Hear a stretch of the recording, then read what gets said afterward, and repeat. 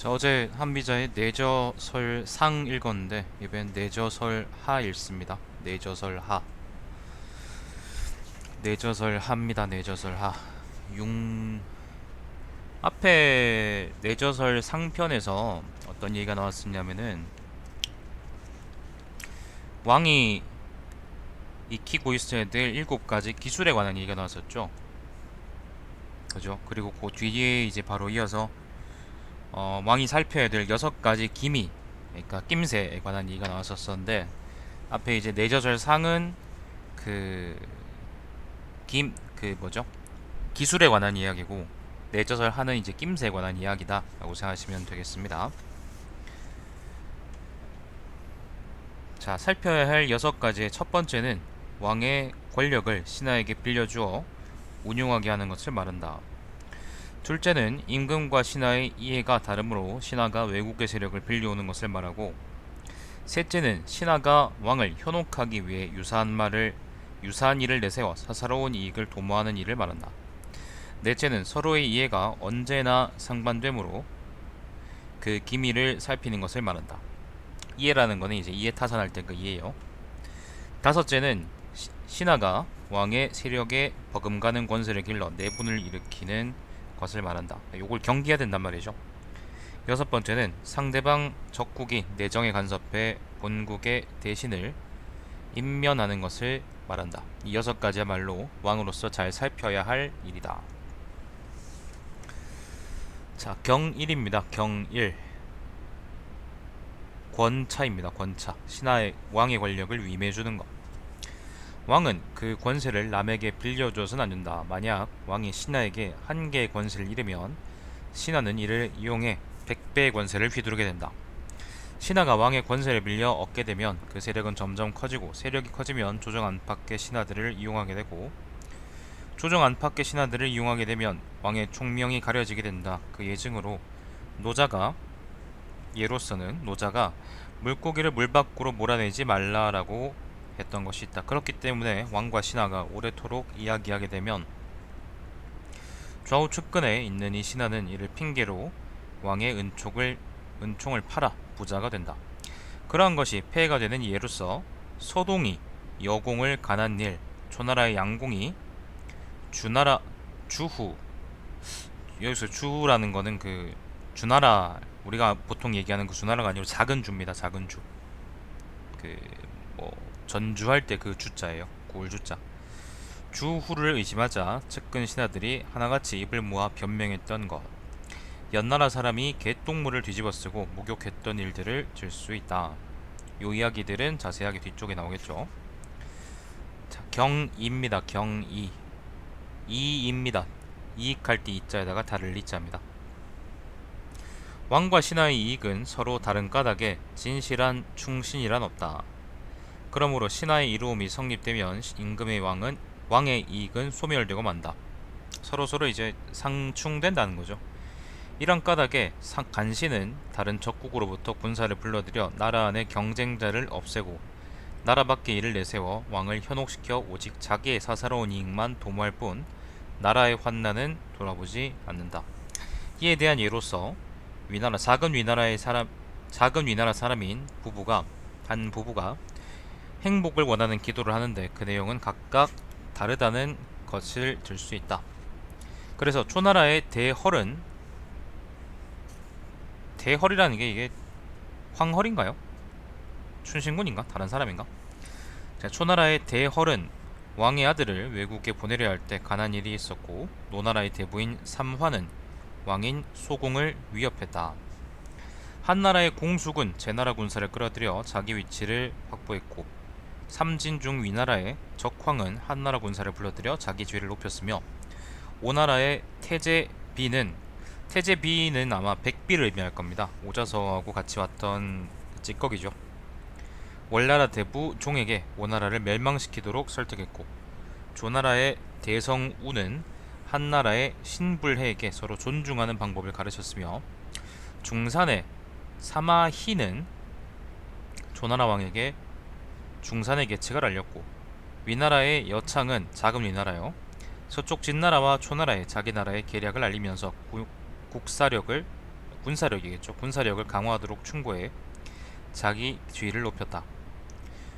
위나라 삼진 위나라의 송석은 초나라의 위군 초나라의 위군에게 편지를 보내 싸움을 피하도록 했고, 위양인가? 위나라의 백교는 한나라의 폭견에게 화합하는 일을 가르쳤던 것이다. 요 얘기들은 아마 다 뒤에 실제로 나오겠죠. 이거 어쨌거나 이제 왕과 신하의 이익이 다르기 때문에 신하가 외국을 끌어들여서 깽판을 치려고 하는데 요거를 왕이 잘 살펴야 된다, 뭐 그런 말이라고 하겠습니다. 자, 경삼입니다. 경삼 시류입니다. 시류. 사류. 비슷하다 할 때 그 사자고요. 류라는 거는 뭐 종류할 때 그 류자입니다. 비슷한 일을 들춰서 왕을 그럴듯하게 속이면 왕은 처벌하는 일에 실수하게 되고 대신들은 그래서 사사로운 이익을 챙기는 바탕이 된다. 궁궐을 지키는 문지기는 바닥에 물을 뿌려놓고는 이사가 오줌을 쌌다고 거짓말했고, 이사라는 건 여러분이 아는 그 유명한 이사가 아니고요. 오랑캐 활 쏘는 사람? 그런 건가? 아무튼 뭐 뭔가 있나 봅니다. 자, 이사가 오줌을 쌌다고 거짓말했고, 위나라 삼진의 위나라의 제양군은 스스로 왕명을 꾸며서 반란을 일으키게 해서 두 신하가 처벌당하게 했으며, 사마희는 원건을 죽이고 개신의 짓이라고 해서 그를 죽였고, 초나라 임금의 애첩인 정수는 새로운 애첩이 왕의 몸에서 악취가 난다고 말했다고 거짓 고자질을 해서 코가 잘리는 형벌을 받게 했으며, 비무기는 그관에게 영윤이 무기라는 거는 그 싸움하는 무기요. 무기를 좋아한다고 가르쳤기 때문에 영윤은 그관을 죽였고, 진수는 장수를 죽이고는 서수가 죽였다고 모함해 망명하게 만들었다. 그러므로 중산의 왕은 사료 창고에 불이 나자 공자를 죽였고, 공자라는 거는 그 왕의 아들이요. 늙은 선비가 죽자 제양군은 식객을 포상했던 것이다. 자, 경사입니다. 경사. 유반입니다. 유반. 어떤 일이 생겼을 경우에 거기에서 이익을 챙기는 사람이 있다면 그 일은 그가 앞장서서 일으킨 것이고, 손해를 보는 사람이 있다면 반드시 그 반대쪽에서 이익을 얻는 사람을 잘 살펴야 할 것이다. 현명한 임금은 일을 처리할 때 나라에 해가 되는 일에는 그로 인해서 이익을 얻는 사람을 살피고, 신하가 손해를 입는 경우에는 그로 인해 이익을 얻는 사람을 잘 살펴야 한다. 이러한 경우를 설명하기 위한 예증으로서는 일부러 초나라 군사를 불러들여 재상이 된 위나라의 진수가 있고, 한나라에서는 우리가 쌀에 섞어 먹는 조요, 조값이 폭등하자 창고지기를 문추한 일이 있다. 이로써 초나라의 소해휼은 곳집에 불이 나자 띠풀을 파는 사람을 범인으로 잡을 수 있었고, 한나라의 희후는 요리사의 다음 사람을 문책하였고, 북쪽 진나라의 문공은 고기구이에 감긴 머리카락을 가지고 문책한 일이 있고, 서쪽 진나라의 양후는 왕을 황제로 홍립해 자기 자리가 높아질 것을 바랐던 것이다. 양후는 소양왕의 외삼촌입니다. 진나라 소양왕의 외삼촌인데, 아마 이거는 그 소양왕 때 그 제나라하고 진나라하고 서로 이제 동제 서제 뭐 그러면서 황제놀이 했던 걸 아마 얘기하는 것 같습니다. 사기에도 보면 양후 열전이라고 있죠. 자, 경오입니다. 경오. 참의. 권세가 서로 비슷하게 뒤섞여 있는 상황은 분란이 일어날 바탕이 된다. 그러므로 임금은 이에 신중히 대처하지 않으면 안 된다. 그런 까닭에 북쪽 진나라의 여희는 태자인 신생을 죽였고, 정나라의 왕후는 왕이 애첩의 자식을 태자로 봉할까 두려워 독약을 먹여 왕을 죽였으며, 작은 위나라의 주우는 애첩의 자식이었으나 세력이 있어 왕후의 아들인 완을 죽였고, 공자 그는 동주를 빼앗았으며, 초나라의 왕자 직이 왕의 지극한 총애를 받았기 때문에 상신은 태자이면서 결국 반란을 일으켰다. 상신이 누구더라? 이 사람 유명한 사람인데 초나라 왕입니다. 한나라에서는 엄수와 한외가 서로 세력을 다투었기 때문에 왕인 애후는 적의 손에 넘어가 죽음을 당했으며, 제나라의 전항과 감지가 서로 세력 다툼을 하다가 마침내 간공을 죽였고, 송나라의 대환과 황희가 서로 맞서 다투다가 송나라의 왕이 죽음을 당했다. 이러한 사실을 설명하는 예로서는 북쪽 진나라의 호돌이라는 사람이 임금이 미녀와 미소년을 다 좋아한다고 말했으며 정소라는 사람이 태자가 아직 태어나지 않은 것이나 다름없다고 말한 것이 있다. 자, 경육입니다. 경육. 패치. 적국이 가장 애쓰는 일은 상대국 왕의 현명함을 어지럽혀 정세를 잘 살피지 못하게 하는 것이다. 왕이 정세를 잘 살피지 못하면 적국이 내정을 간섭해 대신들의 인면을 조종하기 이른다. 그러니까 내정 간섭한다는 거죠. 예를 들면 국방부 장관이 누굴 앉혀라. 일본이 지금 이제 우리나라한테 하려는 것처럼 저 새끼 잘라라. 병신새끼들. 자, 주나라의 문왕은 은나라의 비중에게 뇌물을 주어 주왕의, 그러니까 은나라의 주왕이요, 주왕의 마음을 홀렸고 진왕, 서쪽 진나라의 왕은 초나라 사신의 현명함을 걱정해 죽이려 했으며 제나라의 여전은 중리를 떠나게 했고, 중리라는 게 공자죠, 공선생님. 초나라의 대신인 간상은 현인인 간무를 진나라, 서쪽 진나라에 보내지 못하도록 간했다. 간무라는 거는 그 진나라에서 벼슬 한 사람인데, 절이자 간무열전이라고 사기에 있습니다. 자, 이러한 까닭으로 오나라의 자서는, 오나라의 자서라 그랬는데 이건 오자서일 거예요. 오자서. 일부러 초나라에 헛소문을 퍼뜨려 자상을 등용하게 했고, 오나라의 자서라고 하는 게 아마 이게 오기 쉽다. 보통 이 오자서라 그러지 오나라의 자서라 그러지 않거든요. 자, 자상을 등용하게 했고, 북쪽 진나라의 헌공은 미인과 뇌물을 보내 오나라와 괭나라를 멸망시켰으며 진나라는 숙향의 거짓 편지로 장홍이 죽었고, 정나라의 환공은 닭과 수퇴지로 회나라의 현인들을 모조리 죽게 했다. 이렇듯 세력과 세력이 뒤섞이는 일과 적국의 모략으로 이쪽 대신들의 인면이 좌우되는 일은 현명한 왕이라면 나라 안으로는 뿌리를 뽑고 나라 밖에 대해서는 오히려 그렇게 되도록 이쪽에서 먼저 도모해야 한다. 이럴 때 이용하려는 적국 신하의 권세가 얕으면 지원해주고 세력이 약하면 도와 강하게 해야 하는데, 이러한 방법을 두고 묘공이라고 한다. 묘공이라는 건 무엇일까? 안으로 여러가지 증거를 참작해 의논을 거듭한 뒤 판단을 내리고, 한편으로 나라 밖의 일을 잘 정찰해 적의 속임수에 넘어가지 않는 것이다. 위와 같은 일을 설명하기 위한 예로서는 서쪽 진나라 난쟁이가 초나라 왕과 가까이 지내면서 초나라의 정보를 해문공에게 밀고한 일이 있다. 해문공이라는 건 아마 진나라 사람을 얘기하는 거겠죠. 자, 그러므로 위나라의 양자는, 위나라는 삼진의 위나라요, 조나라 왕의 측근과 가까이 하면서 업을 침공하려는 정보를 위왕에게 미리 알려주었고, 작은 위나라의 사공은 현령에게 방석을 하사했던 것이다.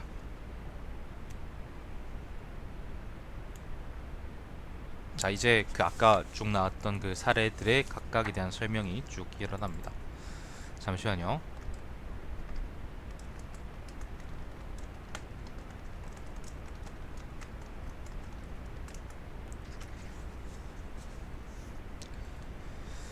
자, 전일입니다. 전일.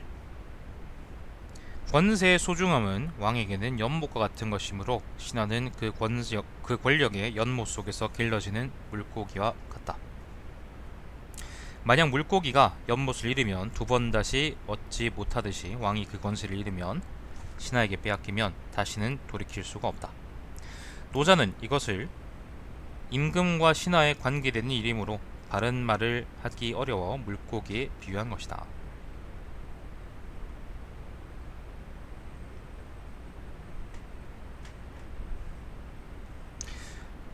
법가에서 중요한 개념, 법가의 중심 개념이 법술세 세 가지죠, 그죠? 여기서 이제 세가 이제 여기 해당합니다. 권세를 휘두르면서 정치하는 것. 뭐 짧게 말하면 그렇죠. 자, 상벌은 예리한 무기와 같은 것이다. 그래서 임금이 그것을 잡고 있으면 신하를 마음대로 통제할 수 있고, 신하가 이것을 쓰게 되면 왕의 권세는 막히고 만다. 그러므로 왕이 상줄 사람을 앞질러 나타내면 곧 신하가 그것을 상대에게 팔아 자기 덕으로 상을 타게 되는 것처럼 생색을 내고, 왕이 미리 처벌할 사람을 알려주면 신하는 앞질러 자기가 주장하여 처벌하는 것처럼 권위를 팔게 된다. 옛날 노자가 말하기를 나라를 다스리기 위한 이로운 그릇은 함부로 남에게 보여서는 안 된다라고 했던 것이다. 정곽군 전형은 우리가 아는 맹상군의 아빠예요. 제 나라의 재상으로 있을 때 옛날 친구와 오래도록 이야기를 나누었다. 남들은 이것을 보고 정곽군이 그 사람을 신임하는 것으로 알고 많은 뇌물을 보내 그 친구는 곧 부자가 되었다. 이번엔 정곽군이 좌우 측근들에게 은전을 베풀었다. 측근들은 이를 이용하여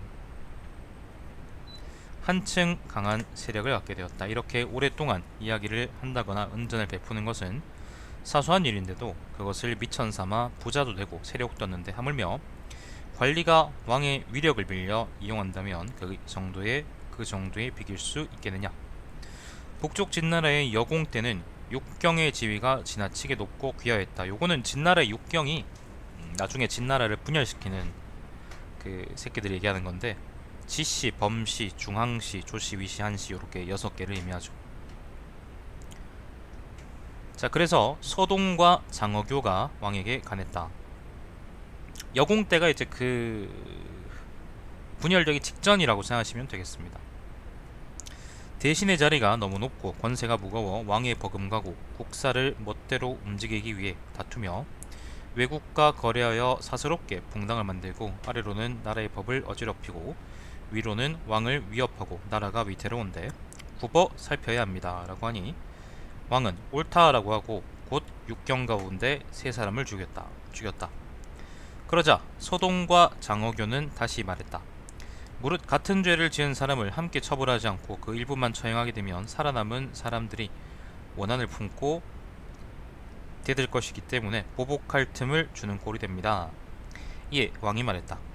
과인은 하루아침에 경 3사람을 죽였는데 남은 사람들까지 다 죽인다는 것은 나로서는 참을 수가 없는 일입니다. 장어교가 대답했다. 왕께서는 참아다 죽일 수 없다 하시지만 저들은 반드시 왕을 해칠 것입니다. 왕은 끝내 이를 듣지 않았는데 불과 3개월 만에 살아남은 경들이 반란을 일으켜 여공을 죽이고 그 땅을 나누어 가졌다. 주후라는 사람은 형나라의 재상이었는데 지위가 너무 높아 나라의 정치를 지 좆대로 휘두르고 있었다. 이에 형나라의 초나라의 양왕은 주후를 의심하고 좌우 측근들에게 물었다. 그들은 대답하기를 의심되는 바가 없습니다 라고 했다. 그들의 말은 한 사람의 입에서 나오는 말처럼 한결같았다. 연나라 사람이 정신이 돌지도 않았는데 개똥물에 목욕을 했다는 얘기가 있다. 그 연나라 사람의 아내는 젊은 선비와 밀통하고 있었다. 어느 날 젊은 선비라 그랬는데 여기선 사라 그래야 되지 않을까요? 하급 관리 뭐 그런 의미인데, 어느 날 그 남편이 밖에 나갔다가 예정보다 일찍 돌아왔는데 때마침 밀통한 사가 집 밖으로 나가고 있었다. 남편이 묻기를 저 손님은 누구입니까? 라고 하자 와이프가 대답하기를 손님이라고는 없습니다 라고 시침을 댔다. 그는 다시 좌우의 사람에게 물었는데 그들 또한 대답했다. 손님이라고는 아무도 없었습니다. 그 아내가 말하기를 당신은 무엇인가에 홀려서 정신이 돌았나 봅니다 라고 하면서 귀신을 쫓겠다고 개똥물에 목욕을 시켰다.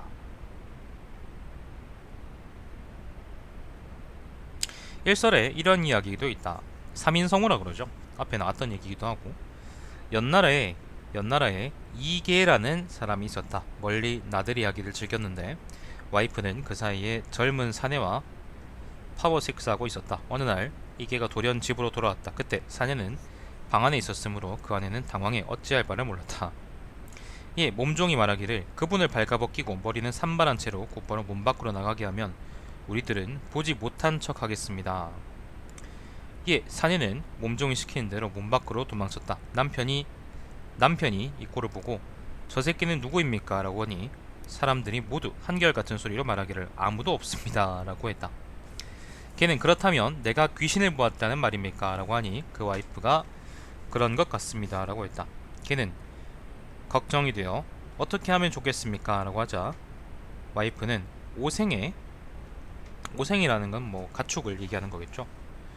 오생의 똥오줌을 모아 목욕을 하면 좋다고 들었습니다 라고 하니 개가 좋습니다 그렇게 합시다 라고 하며 곧 똥물로 목욕을 했다. 또 일설에는 난초를 끓인 물에 목욕을 했다는 말도 있다.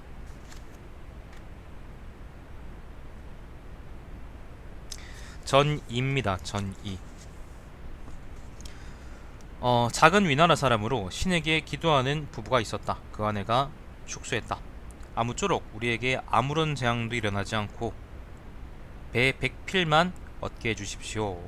배라는 거는 그 삼배를 의미하죠. 그 남편이 말했다. 어찌 그렇게 바라는 것이 적습니까? 하고 묻자 와이프가 말했다. 이보다 많으면 당신은 첩을 얻으려고 할 것입니다. 형나라의 왕이, 형나라는 여기서 이제 초나라겠죠? 여러 아들을 이웃나라에 보내 벼슬을 시키려 하자 신하인 대허리 이를 간에 말했다. 옳지 않습니다. 왕이 말했다. 공자들을 이웃나라에 보내면 공자가 이제 왕의 아들들이죠. 큰 나라인 형나라의 공자라 하여 반드시 중용할 것입니다.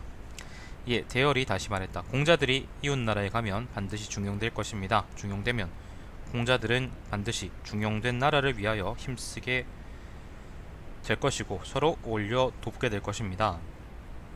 그렇게 되면 또한 외국과 결탁하여 사리사욕을 꾀하는 것을 가르치는 셈이 되니 우리나라를 위하는 것이 못됩니다.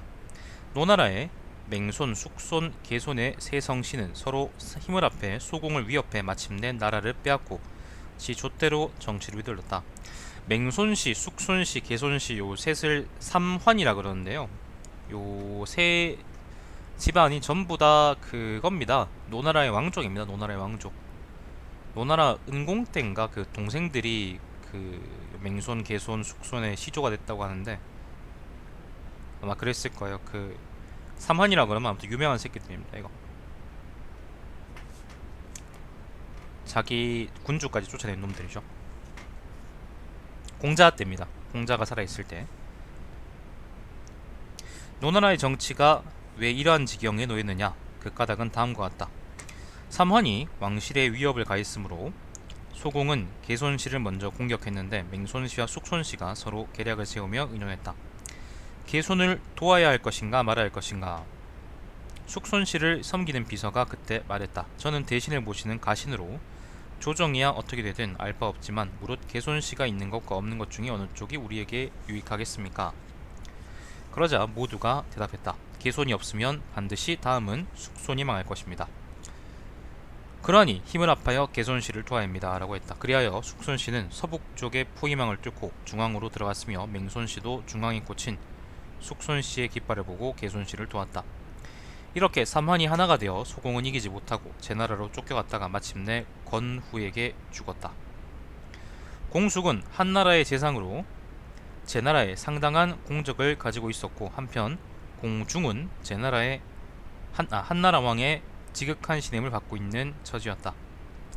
공숙은 왕이 공중을 재상으로 삼지 않을까 두려워해서 제나라와 한나라가 동맹해 위나라를 공격하자고 하고는 삼진의 위나라요. 기회를 엿보아 제나라 군사를 한나라 도읍인 정에 끌어들였다. 그것으로써 왕을 위협해 자기의 자리를 굳혔으며 두 나라의 맹약을 확고히 했다. 자기 출새끼일 때문에 외국을 끌어들이는 거죠. 자, 적황은 위왕의 신하이면서도 삼진의 위나라요. 한나라와 친교를 맺고 있었다. 그래서 몰래 한나라의 군사를 불러들여 위나라를 침공하게 하고는 앞장서서 위나라 왕을 위하여 한나라와 강화하는 척하고 자기의 위치를 더욱 튼튼히 했다. 월나라 왕인 구천이 오나라를 공격하자 오나라 왕인 부차는 사죄하고 항복했으므로 월나라는 이를 받아들이려 했다. 범녀와 대부인 종이 간에서 말했다. 그러지 마세요. 지난날 회계산 싸움에서는 하늘이 월나라를 오나라에 주었는데도 오나라는 받지 않았습니다. 이번에 하늘이 도리어 오나라의 부차를 뒤엎으니 하늘이 내린 재화입니다. 재화라는 거는 이제 재앙이요, 재앙. 오나라를 우리 월나라에 주는 것이니 재배하고 이를 받아 용서하지 말아야 합니다. 그때 오나라의 태제비라는 건 이제 그거죠. 그 백비죠, 백비. 월나라 대부인 종에게 편지를 보냈다. 잡아먹을 토끼가 다 없어지면 뛰어난 사냥개는 쓸모가 없어져 삶아먹히고 적국이 멸망하면 계략을 꾸며야 할 모시는 죽음을 당하게 됩니다. 대부께서는 어째서 오나라를 용서하여 월나라의 걱정거리로 삼지 않으십니까? 이게 무슨 말이냐면 월나라한테, 그러니까 예를 들면 자유당하고 이제 북한 사이의 공생관계하고 비슷해요. 자유당 놈들은 북한이 없으면은 안보 문제 가지고 지랄할 대상이 없으니까 떳떳하기가 아니지, 아무튼 지리멸렬하게 그럴 대상이 없으니까 족같은 거고. 그리고 북한 놈들은 북한에서 미사일 같은 거 한번 쏠 때마다 남쪽에서 지랄할 새끼들이 없으면 자기 약발이 안 먹히니까 좀 그렇다라는 거지. 그렇기 때문에 그 오나라의 백비가 오나라를 살려줘서 니들의 지위를 보존하는 게 어떠냐, 그렇게 이제 월나라 대신들한테 보낸 거죠. 역설적이지만은 어쩌면 맞는 말일지도 몰라요. 자, 그렇게 하니 대부종이 그 편지를 받아 읽은 뒤에 크게 탄식하며 말했다. 나는 장차 피살될 것이다. 월나라가 오나라를 병합해 멸망시키는 것은 하늘이 정한 운명이다. 조나라의 재상인 대성오는 한나라의 사신으로 가 그 나라 재상인 신불해에게 정해 말했다. 당신이 한나라의 힘으로 나를 조나라에 중용하도록 하면 나를 조나라에 청하여 당신을 한나라에서 중용하도록 돕겠습니다. 그렇게 되면 당신은 한나라를 둘이나 갖게 되는 셈이고 나 또한 조나라를 둘이나 갖게 되는 셈이 됩니다. 사마희는 중산 왕의 신하였는데 조나라와도 친하였다. 그래서 언제나 중산의 계략을 몰래 빼내어 조나라 왕에게 알려 사사로운 이익을 꾀했다. 여창은 위나라 왕의 신하였는데, 위나라는 그 삼진의 위나라요. 서쪽 진나라와 형나라와도 친교가 두터웠다. 그래서 그는 몰래 진나라와 형나라를 부추겨 위나라를 공격하게 한 뒤 위나라를 위하여 화친을 맺음으로써 지위를 더욱 튼튼하게 하였다. 송석은 위나라 장군이며 그 삼진의 위나라요. 그리고 위군은 형나라, 초나라의 장군이었다. 앞서 두 나라가 전쟁을 일으켰을 때 두 사람은 각각 자기 나라의 군사를 이끄는 장군으로 출전했다. 그때 송석은 위군에게 편지를 보냈다. 양쪽 군사는 서로 대치하여 쌍방의 깃발이 바라보이는 위치까지 다다랐으니 이제는 오직 싸움밖에 없는데, 그렇게 되면 반드시 양쪽이 다 살아남을 수가 없습니다. 이 싸움은 두 나라 왕의 일이고 그대와 나는 아무런 사사로운 원한이 없는데 잘 생각해 서로 싸움을 피하는 것이 좋지 않겠습니까? 백규는 위나라의 재상이고 폭견은 한나라의 재상이었다. 위나라는 삼진이요.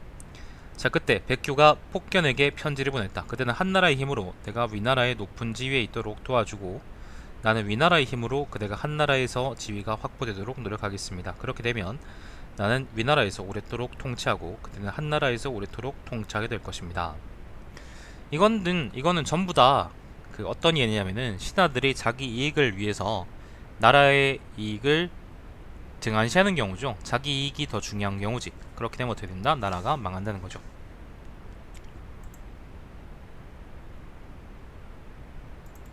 잠깐만요.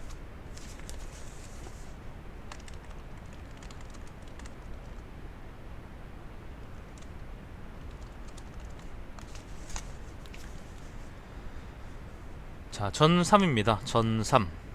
제나라의 중대부 중에 이사라는 사람이 있었다. 이거는 여러분이 아는 그 이사 아닙니다. 다른 사람입니다. 어느 날 왕을 모시고 술을 마시다가 너무 취해 밖으로 나와 낭하의 문에 기대 있었다. 낭하의 문이라는 건 이거 제나라 임치의 문 중에 하나일 거예요. 동문, 서문, 북문 이런 것처럼. 자, 그때 월형을 당해서 한쪽 발꿈치가 없는 문지기가 다가와 말했다. 월형이라는 것은 발 자르는 형벌입니다. 조카께서는 선생께서는 뭐 그런 말입니다. 선생께서는 저에게 은전을 베풀어 남은 술이 있으면 주실 수 있겠습니까? 그러자 이사가 꾸짖어 말했다. 썩 물러가라. 전과자인 주제에 어디 감히 어른에게 술을 달라고 하는 말이냐. 이에 그 문지기는 그 자리를 피해 달아나 버렸다. 이사도 그것을 떠났는데 월형을 당한 문지기가 돌아와 낭문의 처마 및 담벽에 물을 뿌려 마치 오줌을 싼 것처럼 해두었다. 이튿날 왕이 밖에 나왔다가 이것을 보고 꾸짖었다. 누가 여기에 오줌을 넣었냐? 이튿날이라고요? 중국의 오줌은 뭐 수십 시간씩 하나요? 자, 문지기가 대답했다. 신은 보지 못했는데 어제 중대부인 이사가 이곳에 서 있었습니다. 왕은 이사를 벌하여 사형에 처했다. 위나라의 삼진의 위나라요. 위나라의 신하 중에 두 사람이 재양군과 사이가 좋지 못했다. 재양군은 일부러 사람을 시켜 거짓으로 왕명을 꾸며 자기를 공격하도록 계략을 세우게 했다. 그런 일이 왕의 귀에 들어가게 해서 마침내 왕이 사람을 보내 재양군에게 물었다. 그대는 누구와 원한이 있는가? 라고 하니 재양군이 대답했다. 신은 누구와도 원한을 살 일이 없습니다. 그러나 일찍이 두 사람과는 사이가 좋지 않았는데 설마 이렇게 되리라고는 생각하지 않았습니다. 또 좌우 측근들에게 물었더니 모두가 말하기를 과연 그렇습니다. 라고 하자 왕은 마침내 두 신하를 죽였다. 차도살인이라 그러죠. 남의 손을 빌려서 사람을 죽인다. 자, 중산국의 관리인 계신과 원건은 서로 원한 관계에 있었는데 사마희가 새로 앙심을 품어 서로 미워했다. 사마희가 원래 사람을 시켜 원건을 죽이니 중산의 왕은 평소에 사이가 나빴던 계신이 한 짓으로 여겨 계신을 죽였다. 형나라의 회왕에게는 초나라의 회왕에게는 정수라는 애첩이 있었는데 그 뒤 왕은 새로운 미녀를 얻었다. 투기심이 생긴 정수는 계략을 꾸밀 마음으로 그 미녀에게 가르쳤다. 왕께서는 남이 입을 가리는 것을 매우 좋아하니 그대도 왕을 가까이 모실 때에는 반드시 입을 가리도록 하십시오. 미녀는 정수가 시키는 대로 궁궐로 들어가 왕을 가까이 모시면서 손으로 입을 가렸다. 이것을 본 왕이 이상하게 여겨 정수에게 그 이유를 묻자 정수가 대답했다. 본인한테 얘기해야지 왜 정수한테 묻냐? 그 여자는 늘 임금의 몸에서 냄새가 난다 하여 싫어하고 있습니다. 그러한 일이 있은 뒤 어느 날 임금과 정수 그리고 미녀 세 사람이 한자리에 있게 되었는데 정수는 미리 시종에게 이르기를 오늘 왕께서 무슨 분부가 있거든 지체하지 말고 즉각 거행하라 라고 다짐해 두었다. 그날도 미녀는 앞으로 다가가 왕 가까이 다가가자 여러 번 입을 가렸다. 이를 본 왕은 개빡쳐서 말하기를 이 계집의 코를 당장 베어버려라 라고 하니 시종이 재빠르게 칼을 빼 미녀의 코를 베어버렸다. 또 일설에 이러한 이야기가 있다. 위나라의 왕이 매우 아름다운 미녀 한 사람을 형나라 왕에게 보냈다. 위나라는 여기서 삼진이요. 형나라 왕은 이를 매우 기뻐했다. 부인인 정수는 왕이 그 미녀를 매우 사랑하는 것을 알고 한 가지 계략을 품고 자기도 그 미인을 임금 못지않게 사랑하는 척하기 위해 많은 옷가지와 놀이기를 내주고 갖고 싶은 대로 고르게 했다. 이를 알게 된 왕이 말했다. 부인은 새로 들어온 사람을 과인이 사랑하는 것을 알고도 과인보다 더 사랑하니 이는 효자가 어버이를 받들고 충신히 왕을 섬기는 까닭과 같습니다. 라고 했다. 예, 부인은 자기가 질투함을 왕이 모르고 있음을 알고는 새로 들어온 미인에게 말하기를 왕은 그대를 매우 사랑합니다. 그런데 그 코만은 미워하고 계시니 다음부터는 그대가 왕을 대할 때 늘 코를 가리면 임금은 오래도록 그대를 사랑할 것입니다. 라고 했다. 예, 새로운 미인은 부인 정수의 말에 따라 왕을 대할 때마다 코를 가렸다. 왕은 그 행동이 이상해서 부인에게 물었다. 새로운 미인은 과인을 대할 때마다 늘 코를 가리는데 어찌 된 일입니까? 그러니 정수는 저도 잘 모르겠습니다. 라고 했다. 그러자 왕이 거듭 다그쳐 물었다. 예, 정수는 대답했다. 요즘 그 여자가 늘 말하기를 왕께 나는 몸냄새가 싫다 라고 했습니다. 왕은 크게 빡쳐 말했다. 그 계집의 코를 당장 베어버려라. 정수는 이에 앞서 시종에게 다짐하여 일러두기를 왕께서 무슨 분부가 있으면 반드시 거행하도록 하라고 했기 때문에 시종은 곧 칼을 빼 미인의 코를 베어버렸던 것이다. 비무극은 형나라의 영윤의 측근이었다. 극관이라는 사람이 새로 영윤을 섬겼는데 영윤은 그를 매우 좋아했다. 비무국이죠. 무국은 한 가지 계책을 품고 영윤에게 말했다. 영윤이라는 게요, 그 재상입니다. 초나라의 재상을 보고 영윤이라 그래요. 자, 영윤께서는 그관을 매우 총애하는데 어째서 그의 집에서 술자리 한번 가지신 않으십니까? 영윤은 좋은 생각이다 라고 했다. 그 무국에게 명하여 그관의 집에다가 술자리를 베풀도록 준비하겠다. 무국이 그관에게 일러 말했다. 영윤은 본래 매우 오만한 사람인데 창과 칼 같은 무기를 구경하는 것을 좋아하니 그대는 반드시 그의 뜻을 받들어 무엇보다 서둘러 무기를 안방이나 사랑채는 물론 마당 이리까지 놓아두는 것이 좋은 것입니다. 그관은 비무국이 시키는 대로 준비했는데 영윤이 이것을 보고는 개놀라서 말하기를 이것이 무슨 일입니까? 라고 하자 무국이 대답하기를 신변이 매우 위태롭습니다. 어떤 일이 일어날지 모르겠습니다. 라고 하자 영윤은 크게 빡쳐 군사를 일으켜 그관의 죄를 탓하여 죽이고 말았다. 삼진의 위나라의 서수는 장수와 서로 원한 관계에 있었다. 진수라는 사람이 새로 들어와 왕을 섬기게 되었다. 이 진수 또한 서수와 사이가 좋지 못해 계략을 세운 끝에 진수는 사람을 시켜 장수를 죽였다. 위나라 왕은 지금까지의 소행으로 미루어 서수의 짓으로 단정하고 곧 서수를 죽였다. 비슷한 이야기들이 나오는데 이거는 이 글이 만들어질 즈음에 이제 그런 역사적 사실이 있든 없든 모르겠는데 아무튼 그런 얘기가 있다가 여기 와전된 것들을 여기 다 모아놓은 거라고 생각을 해야겠죠. 자, 중산국에 신분이 미천한 공자가 있었는데 말은 몹시 야위였고 수레는 매우 낡아 부서질 지경이었다. 그런데 왕의 측근 신하로 공자와 사이가 나빴던 사람이 마음속으로 계략을 세우고 공자를 위하는 척 왕에게 말했다. 공자는 매우 가난하여 말이 자주 야위었는데 왕께서는 어째서 말먹이를 늘려주지 않습니까? 왕은 이를 들어주지 않았다. 그 측근 신하는 가까운 사람을 시켜 밤에 몰래 사료 창고에 불을 질렀는데 왕은 이를 공자의 소행으로 여기고 그를 죽였다. 위나라의 삼진입니다. 삼진 위나라에 한 늙은 유생이 있었는데 제양군과 사이가 좋지 않았다. 제양군의 식객 가운데 이 늙은 유생에게 사사로운 원한을 품은 사람이 있었다. 마침 그 유생을 죽이고는 그것으로 제양군에 대한 은덕을 갚았다고 핑계하며 말했다. 신은 그 늙은 유생과 선생의 사이가 나쁜 것을 알고 당신에 의해 그를 죽였습니다. 제양군은 앞뒤 사정을 잘 살피지도 않고 그 식객을 포상했다. 일설에 이런 이야기도 있다. 제양군의 소소자로 있는 사람 가운데 아직 인정을 받지 못하여 늘 제양군으로부터 총애를 받고자 애쓰는 사람이 있었다. 이때 제나라에서는 마침 늙은 유생을 시켜 마리산에서 약초를 키우도록 했는데 제양군의 소소자는 이것을 미끼로 공을 세우고자 생각해서 제양군을 만나 말하기를 제나라에서 늙은 유생을 시켜 마리산에서 약초를 키우겠는데 그것은 약초를 캔다는 구실로 사실은 우리나라를 염탐하려는 것입니다.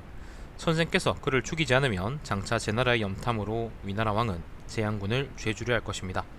저에게 그를 죽이도록 해주십시오 라고 하니 제양군은 좋다 라고 했다.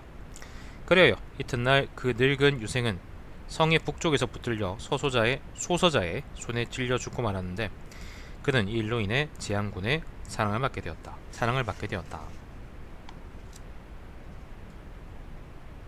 아우 길다 씨. 왜 이렇게 길어? 내저설 편은 너무 길어요.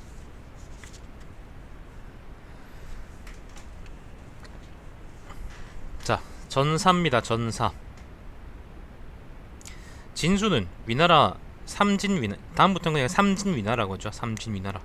삼진위나라 임금의 신하인데 형나라 임금과도 친하였으므로 초나라죠.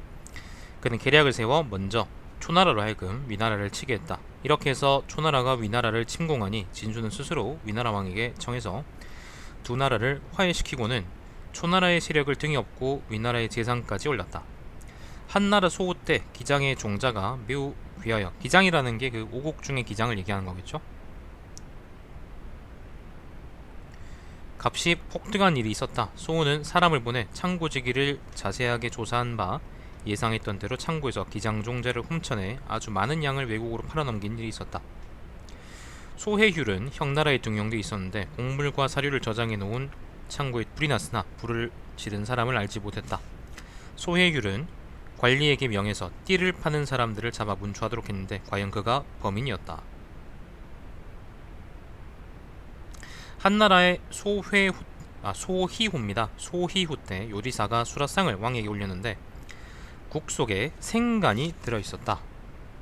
예, 소희후는 요리당번의 아랫자리에 있는 요리사를 불러 빡쳐서 말하기를 너는 어찌하여 과인의 국에 생간을 넣었느냐 라고 하자 그 사람은 머리가 땅에 닿도록 조아리며 죽을 죄를 지었다고 하며 고백했다.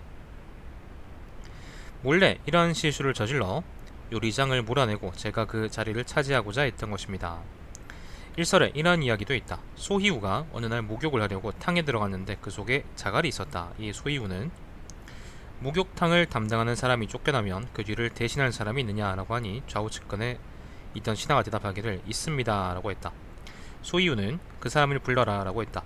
그를 문초에 말하기를 넌 어째서 목욕탕 속에 자갈을 넣느냐. 그러니 그가 대답했다. 목욕탕을 담당하는 책임자가 파면되면 제가 그 대신으로 자리를 얻게 될 것이므로 자갈을 욕탕 속에 넣었습니다.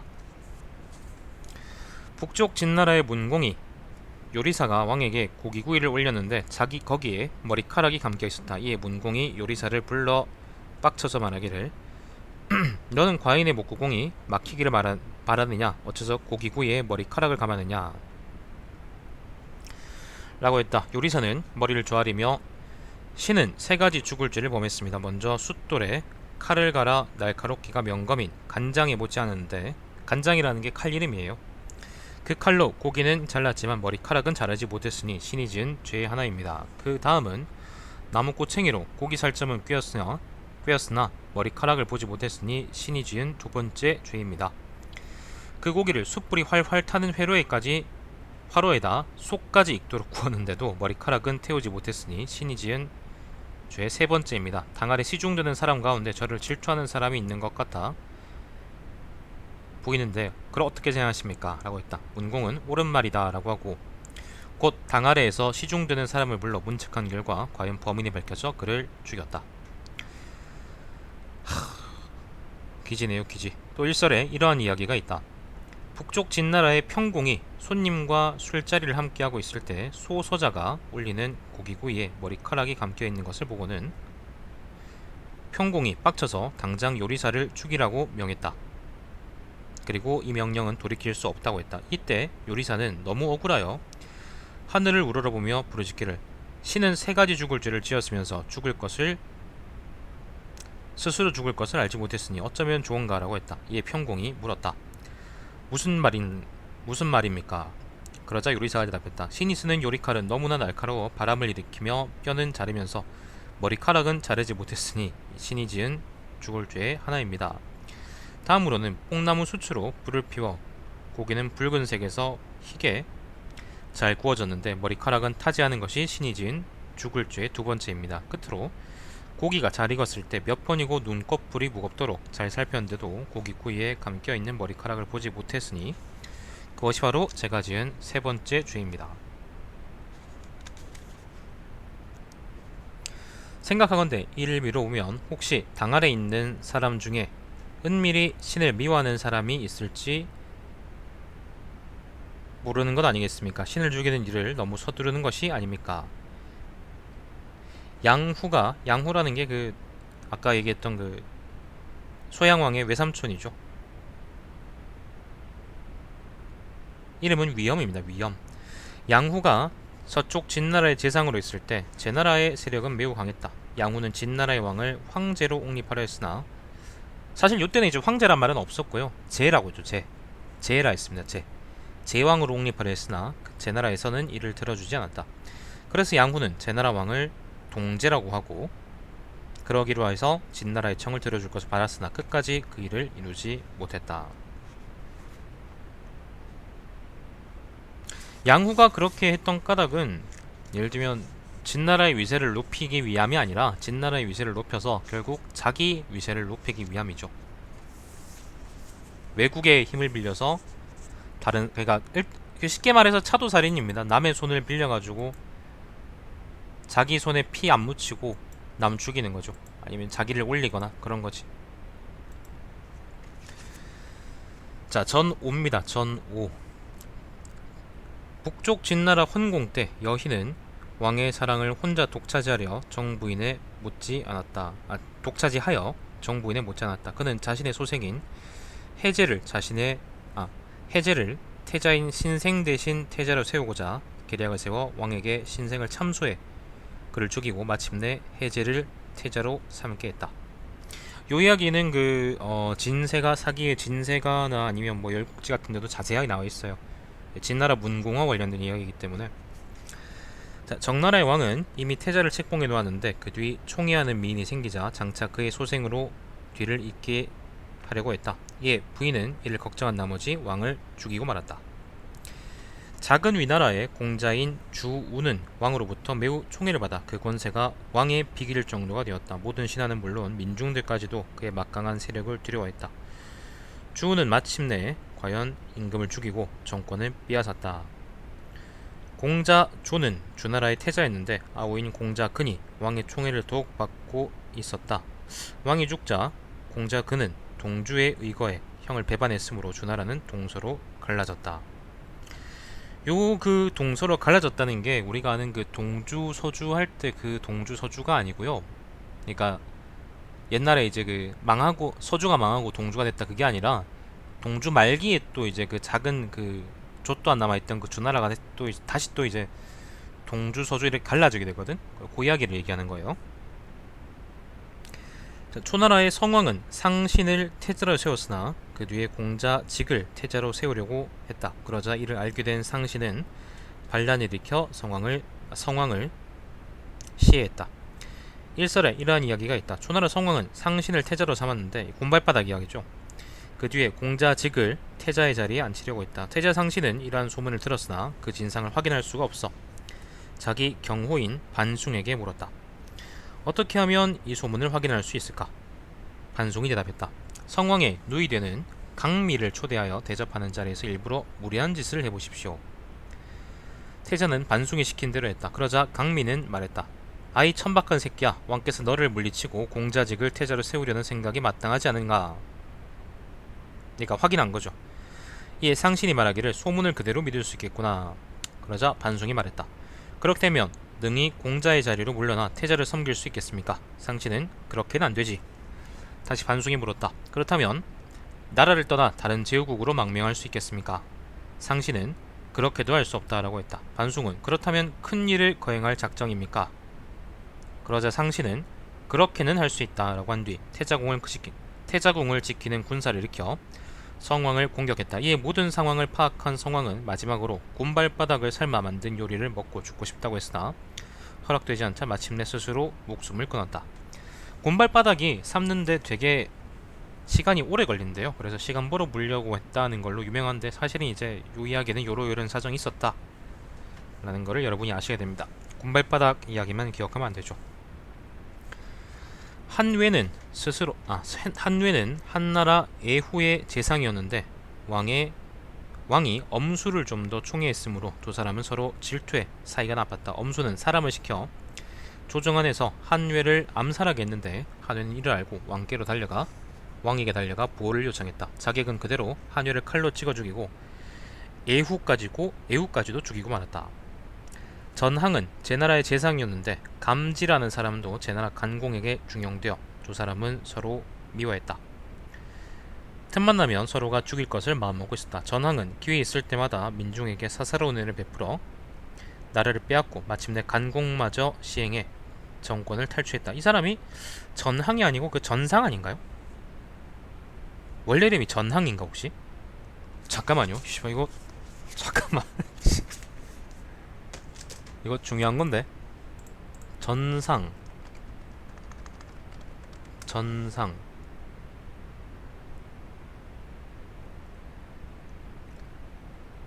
잠시만요.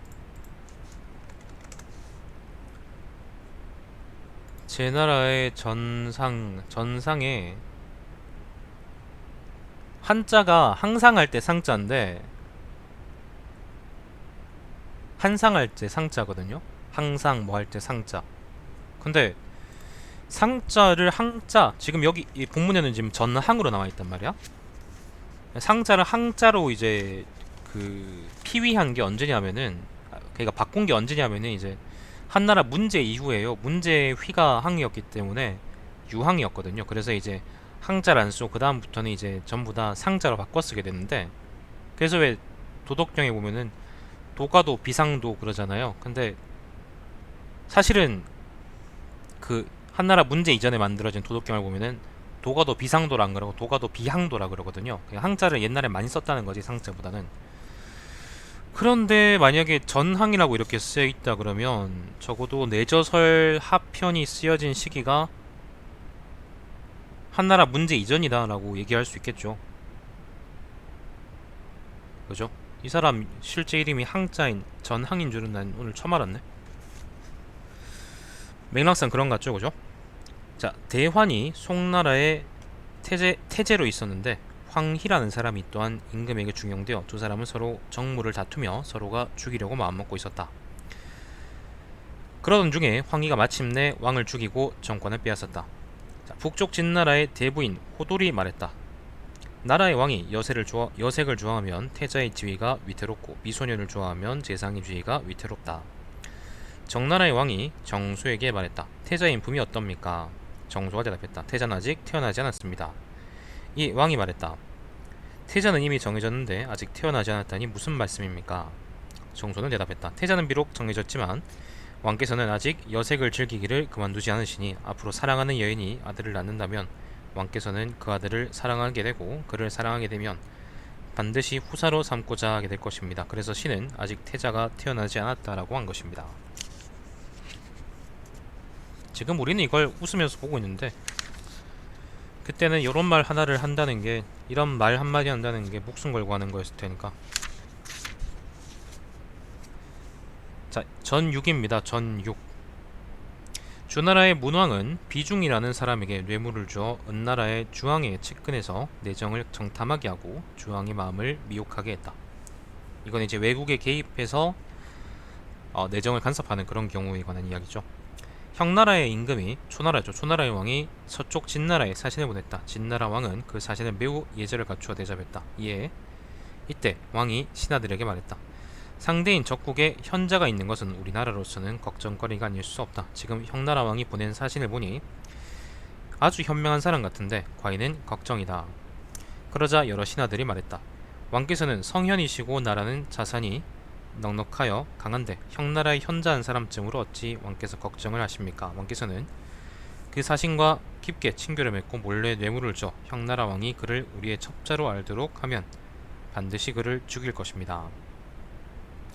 중리가 공자죠. 공선생이 노나라를 떠나고 있을 때, 다스리고 있을 때에는 길바닥에 물건이 떨어져 있어도 줍는 사람이 없었다. 그런데 제나라 왕인 경공이 이를 알고 매우 걱정했다. 그러니까 중리가 현명하니까 혹시나 이제 그게 제나라한테 해가 되지 않을까. 노나라 바로 옆이 제나라거든요. 자, 대부인 여저가 경공에게 말했다. 중리를 노나라에서 쫓는 것은 터럭을 입으로 불어 날려버리는 것처럼 쉬운 일입니다. 왕께서 높은 지위와 많은 복록을 그를 초빙하고 노나라의 왕인 애공에게는 아름다운 여학사를 보내 호사스러운 생각을 갖게 해서 마음을 미혹하게 하면 어떻겠습니까? 그렇게 되면 애공은 반드시 새로운 음악과 가물을 즐기게 되어 나라의 정치에는 게을러질 것이고 중리는 이를 가할 것이며 왕은 이를 가벼이 여기고 듣지 않아 중리는 빡쳐서 반드시 노나라를 떠나게 될 것입니다. 경공은 옳다라고 하고 여절을 시켜 여학사 10명을 애공에게 보냈다. 애공은 노나라 애공이죠. 이에 빠져 마침내 정치를 게을리했다. 그래서 중리가 이를 간했으나 듣지 않았으므로 공자는 노나라를 버리고 형나라 초나라로 갔다. 초나라 왕이 대부인 간상에게 말하기를 나는 초나라의 힘으로 간무를 진나라의 재상이 되도록 하고 싶은데 서쪽 진나라요 어떠한가. 그러자 간상이 말했다. 좋지 않습니다. 왕은 왜 그렇습니까? 라고 했다. 간상이 말했다. 간무는 어릴 때 사거 선생께 배웠는데 사거는 본래 상체 문지기로서, 상체는 지명이에요. 크게는 임금을 깔보고 섬기지 않았고 작게는 집안을 돌보지 않았고 성품이 가혹해 세상에 소문이 났을 정도였습니다. 그런데 간무는 그에게 순종해 그를 섬겼습니다. 또 진나라 해왕과 같이 명석한 사람과 장이와 같은 변설이 뛰어난 사람들 밑에서 여러 관직을 두루 거치면서도 아무런 허물 없이 지냈던 것은 간무가 현명한 사람이기 때문입니다. 이에 왕은 말했다. 남을 시켜 적국의 재상 자리에 현명한 간무를 앉도록 돕는 것은 어째서 옳지 않습니까? 간상은 말했다.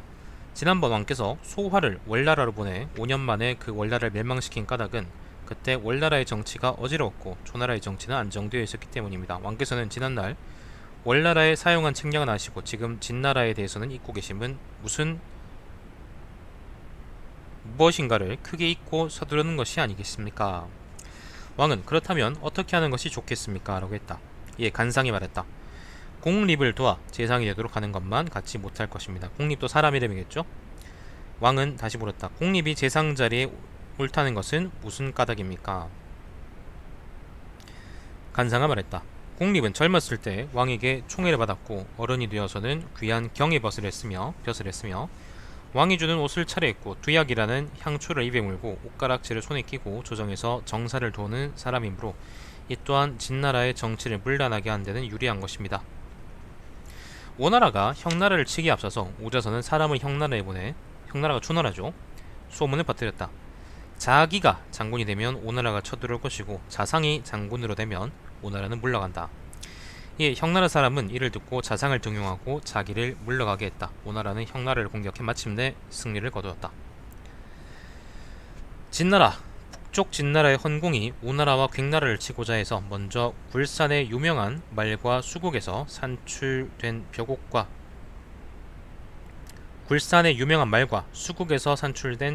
아름다운 여학사 16사람을 그 나라에 보내 왕의 마음을 홀려 정치를 어지럽게 했다. 북쪽 진나라의 대부인 숙향이 주나라 장홍을 모함하기 위해 거짓 편지를 썼는데 그 내용은 장홍이 숙향에게 그들은 나를 위해 진나라 왕에게 전해주십시오. 일찍이 왕과 약속한 시기가 다 되었는데 어찌 군사를 보내지 않는지를 여쭤주시오 라고 말하는 내용이었다. 숙향은 그 편지를 일부러 주나라 왕의 궁궐 마당에 던져놓고는 급히 사라졌다. 모함하는 거죠. 이에 주나라에서는 장홍이 나라를 팔아먹은 것으로 오해하고 곧 장홍을 죽이고 말았다. 정나라 왕인 환공이 장차 회나라를 습격하고자 해서 미리 회나라의 혹을 충신 변설과 학자 용사를 모두 물어 그 성명을 모조리 기입한 뒤에 그들에게 줄 회나라의 전답과 앞으로 맡길 관직을 쓴 문서를 만들어 일부러 성곽 밖에 제단을 만들고는 그 밑에 파묻고 그 위에 닭과 돼지의 피를 흩뿌려 마치 맹약이 있었던 것처럼 했다. 그러자 회나라의 왕은 내란의 조짐이 있다고 생각하고 그 명단에 있는 모든 훌륭한 사람들을 모조리 죽였다. 환공은 이 틈을 타서 회나라를 습격해 빼앗았다. 서쪽 진나라의 난쟁이는 형나라 왕과도 친하고 몰래 형왕의 측근에 있는 신하들과도 잘 지내면서 또 자기 나라인 진나라의 해문왕의 총애도 받고 있었다. 형나라가 초나라죠. 그래서 형나라에 무슨 계략이라도 있기만 하면 그 난쟁이는 잘 들어두었다가 이를 해문왕에게 아뢰었다. 삼진의 위나라의 업이라는 지방의 혈령인 양자는 몰래 조나라의 왕의 측근 신하들과 친숙하게 지냈다. 조나라 왕이 업을 칠 계략을 세울 때마다 양자는 언제나 즉시 이를 먼저 알고 위나라 왕에게 알렸다. 그래서 위나라 왕은 이에 대비했기 때문에 조나라는 그때마다 단념하였다. 작은 위나라의 왕인 사공 때 지방 혈령의 측근에 왕의 신복을 배치해 놓았다.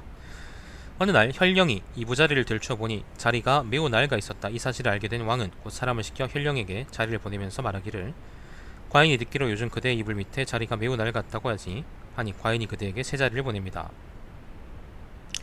혈령은 크게 놀라 왕에게 멀리 보는 신통력이 있다고 믿었다.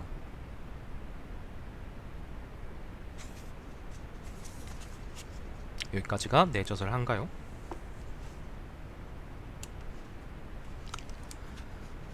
아유 어찌 이렇게 많은지. 여기까지가 내저설 하고요. 내저설 하.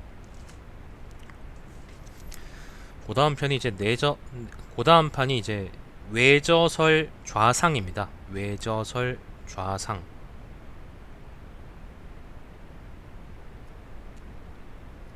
뭐 내저설이 왕이 익혀야 될 술하고 그 다음에 왕이 사실 전부 다 술에 관한 이야기죠. 그 왕이 익혀야 될 것하고 그 다음에 살펴야 될 것 전부 다 이제 그 술에 관한 이야기니까 외저설은 아마 또 뭐에 관한 이야기일지는 모르지만은 비슷한 맥락이겠죠. 그죠? 비슷한 맥락에서 그 왕이 어떻게 해야 되는 뭐 법술세 관련된 이야기겠죠. 자, 근데 그거는 다음 주에 읽읍시다. 보니까 너무 양이 많습니다. 외저설은 편이 총 4개라서 외저설 좌상 좌하, 우상, 우하 이렇게 4개가 있는데 총 이게 190쪽이네요. 이걸 언제 다 읽을지 모르겠네. 아유 씨.